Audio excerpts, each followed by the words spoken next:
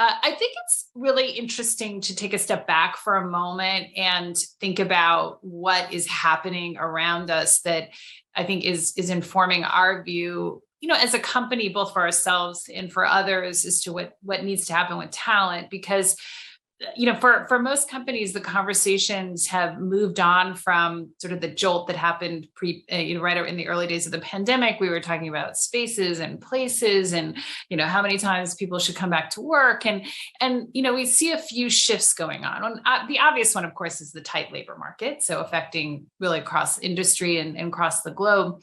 The second sort of less obvious one is the translation of the mental health crisis into needing to be competitive around how you support mental health. And, the statistics, we all know that there's been a mental health crisis, but I think the statistics that start to show that, over 80% of people say how mental health support is part of selecting a company, right? The percentages of people who are saying Afterpay, the both flexibility and support of well-being are top job considerations, is that there's not just a mental health crisis, but there is a competitive differentiation for companies to be had in the way you support mental health.